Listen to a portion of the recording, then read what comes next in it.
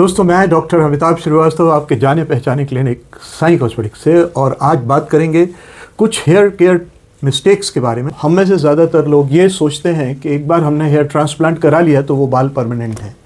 ये आधा सच है, क्योंकि उसमें से भी कुछ बाल कमज़ोर हो सकते हैं, पतले हो सकते हैं, जा सकते हैं, और उसका कारण है जो हेयर केयर मिस्टेक्स हम लोग करते हैं।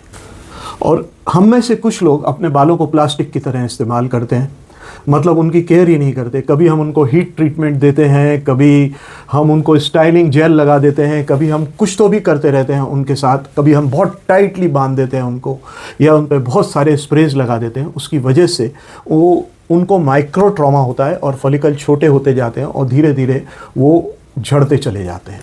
तो मेरा कहने का आशय ये है कि आप अपने बालों की जेंटल हैंडलिंग करिए, उससे वो उनका सर्वाइवल मंत्रा है।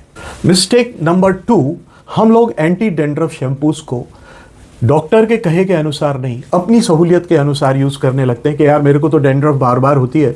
बजाय इसके कि हम डॉक्टर से पूछें कि अब हमें क्या करना है, तकिए के कवर उबालने हैं, कंघा बदलना है, हेलमेट जल्दी जल्दी बदलना है, हेलमेट का स्पंज बदलना है, हम शैम्पू लगातार यूज़ करते रहते हैं और महीनों दर महीनों यूज़ करते रहते हैं। ये शैम्पूस कॉस्मेटिक्स नहीं है, ये केमिकल्स हैं डैंड्रफ को मारने के, और इससे आपके त्वचा के अंदर का सीबम का बैलेंस, ड्राइनेस, सब कुछ बढ़ती चली जाती है और एक इनविजिबल इन्फ्लेमेशन आ जाता है। तो dandruff control should be done as per your doctor, not as per you.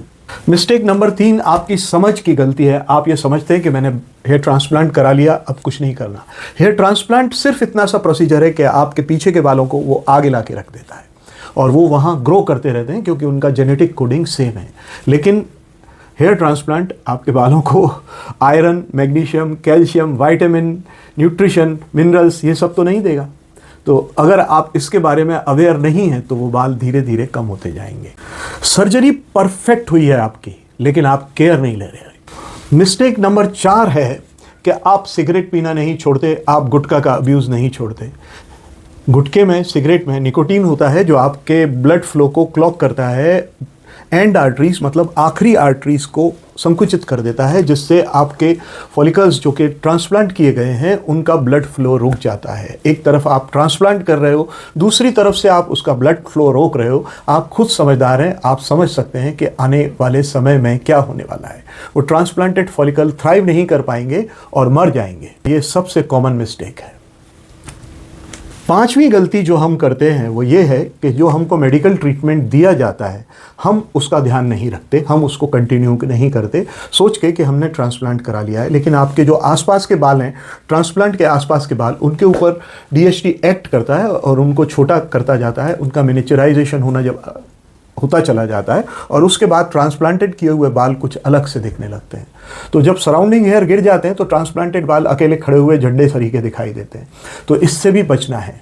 देखिए, मेरा कहने का मतलब यह है कि ट्रांसप्लांट अकेला एक इनकम्प्लीट ट्रीटमेंट है जब तक कि आप उसके साथ मेंटेनेंस ट्रीटमेंट नहीं लेते।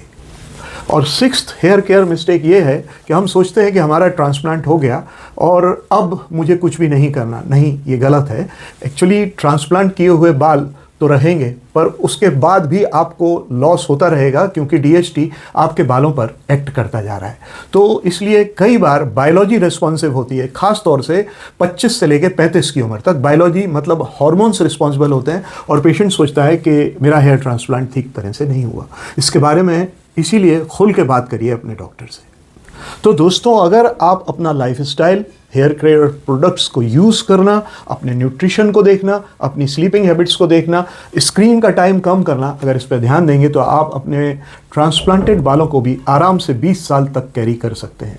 देखिए, गलत हैबिट्स से बाल एक दिन में नहीं मरते, उनको मरने में समय लगता है। इसलिए अपनी हैबिट्स अच्छी रखिए।